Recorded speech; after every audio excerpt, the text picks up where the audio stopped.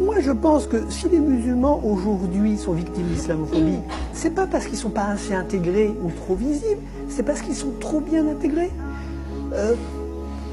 Le voile a commencé réellement à poser problème en France lorsqu'on s'est aperçu, comme l'a rappelé Zahra tout à l'heure, que les femmes voilées n'étaient plus seulement des femmes de ménage, que c'était des lycéennes très studieuses, qu'elles étaient les meilleures élèves de leur classe, qu'elles commençaient à obtenir des maîtrises, à l'époque on appelait ça des DESS, des doctorats, c'est-à-dire qu'elles briguaient des postes à responsabilité dans les entreprises. Hein. Or, en France, hein, on préfère un imam de Drancy qui parle mal le français, qui ne connaît pas la culture française, plutôt qu'un Tariq Ramadan, un universitaire cultivé qui parle admirablement la langue de Voltaire, qui connaît tout à fait les codes des Français et qui connaît parfaitement la culture française. Hein. Voyez comment on a un certain imam, on l'a transformé en porte-parole des musulmans de France.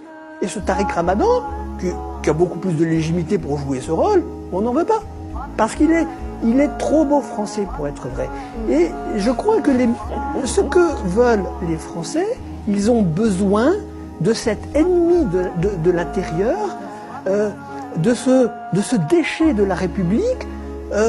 Vous savez, c'est un peu comme les hommes qui idéalisent tellement leurs femmes qu'ils deviennent impuissants face à eux. Alors, la seule manière de retrouver leur puissance sexuelle, c'est d'aller prendre une maîtresse qu'ils méprisent. Hein. Classiquement, c'est le PDG avec sa secrétaire. Hein. C'est-à-dire une femme qu'ils méprisent suffisamment pour se sentir revalorisée en sa présence. Et là, sexuellement, ça marche. Hein. Eh ben, les Français, ils veulent maintenir le musulman à cette position d'exclusion. Si c'est un pauvre immigré, si c'est une femme de ménage qui porte le voile, alhamdoulilah, ça va. Hein. C'est pour ça que des fois je me sens un petit peu en porte-à-faux par rapport au militantisme antiraciste, parce que très souvent dans les milieux, enfin, on va dire à la gauche de la gauche, hein, on a tendance à vouloir justement faire que le musulman il vienne s'agréger au cortège de tous les exclus. Hein.